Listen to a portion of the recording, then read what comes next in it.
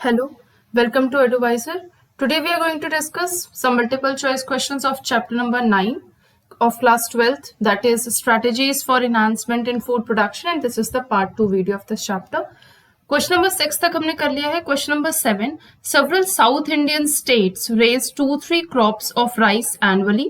साल में 2-3 बार क्रॉप वो उगा लेते हैं. The agronomic feature that make this possible is because of. Option है shorter rice plant, better irrigation facilities, early yielding rice variety and disease resistant rice variety. देखिए पहले ऑप्शन से समझते हैं. शॉर्टर राइस प्लांट अगर छोटा भी हो तो भी हम 2-3 बार क्रॉप उगा रहे हैं. जैसे नॉर्थ इंडियन में आप 2-3 बार नहीं उगा पाते, ठीक है, 1 से 2 बार भी नहीं हो पाता, 1 बार अप्रोक्सीमेटली, ठीक है. तो शॉर्टर राइस प्लांट तो हो नहीं सकता. बेटर इरिगेशन फैसिलिटीज, यानी अगर हमने बहुत पानी दे दिया तो क्या 2-3 क्रॉप्स हो जाएंगी? नहीं, ऐसा भी नहीं है.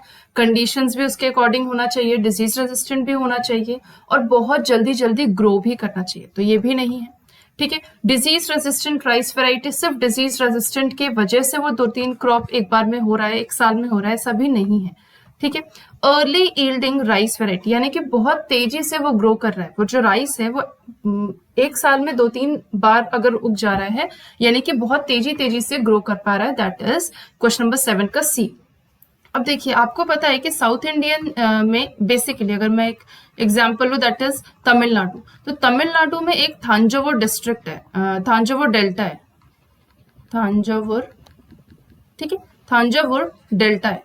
अब ये जो थांजावुर डेल्टा है, यहाँ पे एक राइस ग्रो होता है इसी नाम से, थांजावुर राइस के नाम से, जिसको वो एक्सपोर्ट करते हैं. और वो 2-3 क्रॉप्स जो है, मतलब 2-3 बार क्रॉप्स हो जाती हैं साल में, एक साल में.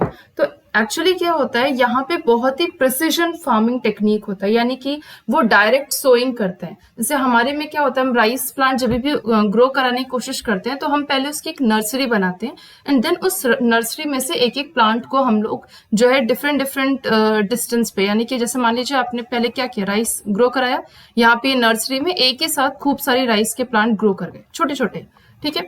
और उसके बाद यहाँ से हम इसको ट्रांसपोर्ट करते एक बड़े से लैंड में, ठीक है. मान लीजिए बड़ा सा लैंड है तो हमने एक प्लांट को मैनुअली जो है वो इतने डिस्टेंस पे हम उसको लगाते हैं. तो यानी कि इसमें क्या हो रहा है, इसमें हो रहा है टाइम कंज्यूमिंग, ये टाइम कंज्यूमिंग प्रोसेस है. तो जब हम टाइम कंज्यूम करेंगे तो उसको यील्ड करने के लिए उतना बेहतर समय थोड़ी मिल पाएगा.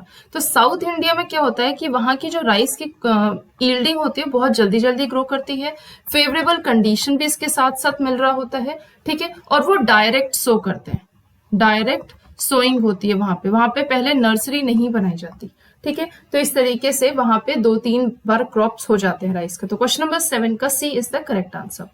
Now question number 8, which one of the following combination would a sugarcane farmer look for in the sugarcane crop? अब हम मान लेते हैं कि हम एक sugarcane के फार्मर है, ठीक है. हमारा एक फार्म है जिसमें हमने बहुत सारे गन्ने की खेती कर रखी है. तो हमें कैसा गन्ना, अगर आपको गन्ना एक चाहिए तो आप कैसा गन्ना देखोगे, यानी कि वो ऐसा गन्ना हो जो बहुत ही थिक हो, ठीक है, काफी थिक स्टेम हो उसका, ठीक है. इंटरनोड्स जो हैं, यानी कि ये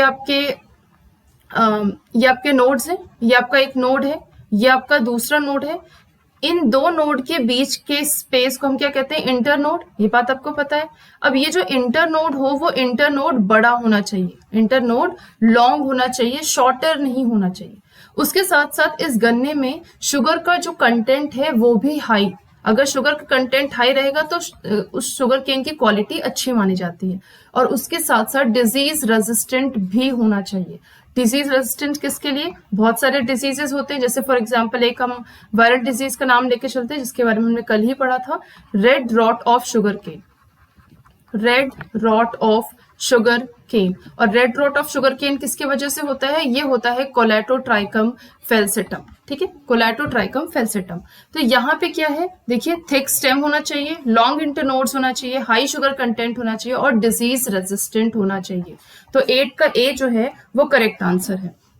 अब इसी के साथ आपने एनसीईआरटी में एक और चीज पढ़ा है कि साउथ इंडिया में एक गन्ना उगता है जिसका नाम है सिकैरम ऑफिसिनेरम, ठीक है, सिकैरम ऑफिसिनेरम. ये साउथ इंडिया में ग्रो हो रहा है. और एक दूसरा शुगर केन का वेराइटी है दैट इज सिकैरम बारबेरी, ये नॉर्थ इंडिया में ग्रो कर रहा है. तो जो ये साउथ इंडिया में ग्रो करता है ना, इसकी जो वैरायटी है बहुत ही अच्छी होती है, यानी कि हाई यील्डिंग वैरायटी होती है, ठीक है। लेकिन जो ये आपका सिक्यारम बार्बरी जो नॉर्थ इंडिया में ग्रो करता है, ये डिजीज के लिए यानी कि ये लो टेम्परेचर के लिए रेजिस्टेंट होता है, और उसके साथ साथ ये डिजीज के लिए भी रेजिस्टेंट होता है, ठीक है। लो टेम्परेचर रेजिस्टेंट है ये। अब देखिए, अब हमको दोनों ही चीजें चाहिए, हमको हाई यील्डिंग वैरायटी भी चाहिए, हमको बेहतर शुगर कंटेंट भी चाहिए, हमको लो टेम्परेचर के लिए रेजिस्टेंट भी चाहिए। तो हम क्या करते हैं, हम इन दोनों का हाइब्रिड बना देते हैं, ठीक है। हम इन दोनों का हाइब्रिड बना देते हैं, और ये जो अब हाइब्रिड होगा, ये हाइब्रिड की वैरायटी भी बहुत अच्छी होगी, यानी कि हाई यील्डिंग वैरायटी होगा, लो टेम्परेचर के लिए ये रेजिस्टेंट होगा, ठीक है। लो टेम्परेचर के लिए रेजिस्टेंट होगा, इसका जो स्टेम है वो थिक होगा, और उसके साथ साथ इसका जो शुगर कंटेंट है वो भी हाई होगा, शुगर कंटेंट भी हाई होगा। तो हमें ऐसा शुगर केन चाहिए जो इतनी बेस्ट क्वालिटी हो जिसकी। तो 8 का ए जो है वो करेक्ट आंसर है, ठीक है।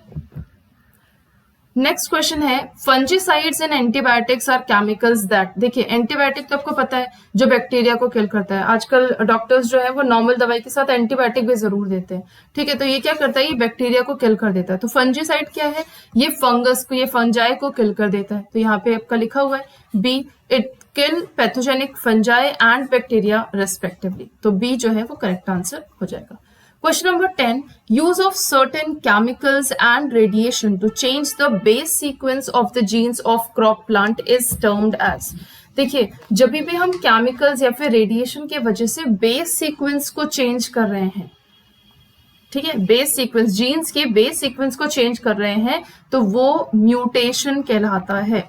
क्या कहलाता है, म्यूटेशन। म्यूटेशन में क्या होता है, हम बेस सीक्वेंस को चेंज कर रहे होते हैं, या तो हम चेंज करते हैं बेस सीक्वेंस को, या तो हम डिलीट करते हैं कोई एक बेस को, या हम डुप्लीकेट करते हैं कोई एक बेस को, या हम शिफ्ट करते हैं कोई एक बेस को। तो ये अगर चारों चीजों में से कुछ भी अगर दिख रहा है तो आप उसको क्लियर समझ लीजिए कि म्यूटेशन की बात की जा रही है, ठीक है। तो यहाँ पे आ जाएगा 10 का सी, म्यूटेशनल ब्रीडिंग।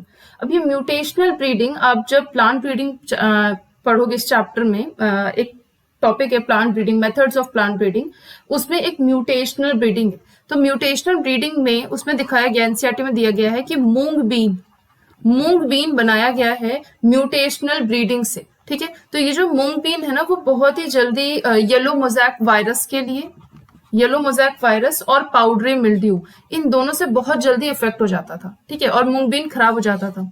तो इस मूंग बीन का एक कोई बेस सीक्वेंस जो है उसको चेंज कर दिया, और अब वो रेजिस्टेंट हो गया येलो मोज़ैक वायरस और पाउडरी मिल्ड्यू के लिए, ठीक है। यानी कि हमने क्या किया, हमने केमिकली या फिर रेडिएशन से, जैसे फॉर एग्जांपल गामा रेडिएशन से, गामा रेज से हमने कुछ उसका एक बेस सीक्वेंस चेंज कर दिया, जिससे ये मूंग बीन अब स्टेबल हो गया, अब इसमें दिक्कत नहीं होगी। तो ये सब हम किस वजह से कर पा रहे हैं, म्यूटेशन की वजह से, म्यूटेशनल ब्रीडिंग की वजह से। तो 10 का C is the correct answer.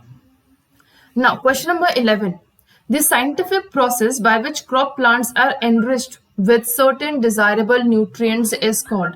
जब भी हम किसी भी क्रॉप प्लांट में उसकी न्यूट्रिएंट्स को अपने डिजायर के हिसाब से हम उसको एनरिच करते हैं, तो उसको हम कहते हैं बायोफोर्टिफिकेशन।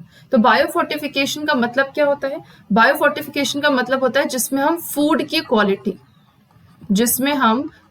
की जो क्वालिटी है उसको एनहांस करते हैं, फूड की क्वालिटी को एनहांस कर रहे हैं। अब इनहांस का मतलब क्या कर रहे हैं, यानी कि हम इम्प्रूव कर रहे हैं। इम्प्रूव क्या कर रहे हैं, हम इसमें इम्प्रूव कर रहे हैं जैसे कि प्रोटीन का कंटेंट, ठीक है। मान लीजिए प्रोटीन का कंटेंट बहुत कम है, तो हमने क्या किया, हमने इंक्रीज कर दिया, ठीक है। सेकेंड, विटामिन मान लीजिए उसमें नहीं है, तो हमने क्या किया, विटामिन को ऐड कर लिया, ठीक है। हम उसमें माइक्रो न्यूट्रिएंट्स को भी ऐड कर सकते हैं, ओके, माइक्रो न्यूट्रिएंट्स को भी ऐड कर सकते हैं। हम उसमें उस जो ऑयल का कंटेंट है,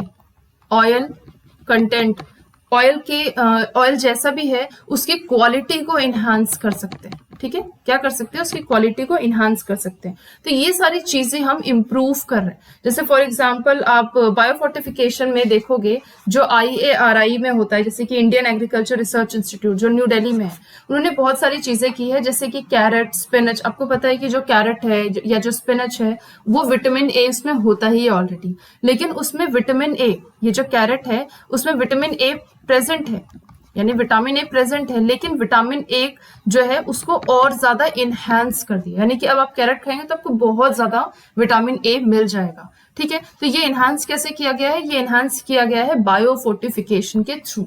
इसी तरीके से स्पिनच है, स्पिनच में विटामिन ए को बहुत ज्यादा इनहांस कर दिया, उसमें कैल्शियम को इनहांस कर दिया, आयरन को इनहांस कर दिया। ठीक है, गार्डन पी है तो उसमें प्रोटीन को इनहांस कर दिया। बथुआ, टोमेटो या आपका बिटर गार्ड है उसमें विटामिन सी होता है, विटामिन सी को इनहांस कर दिया, उसका अमाउंट बढ़ा दिया। ये सारी चीजें आप करते हो बायोफोर्टिफिकेशन में। ठीक है, तो जब भी ये वर्ड आता है बायोफोर्टिफिकेशन, मतलब समझ जाइए कि आप फूड की क्वालिटी को इनहांस करने की बात कर रहे हो या इंप्रूव करने की बात कर रहे हो। Okay, now question number 12, the term totipotency refers to the capacity of। totipotency हम ये वर्ड पढ़ते हैं टिश्यू कल्चर में।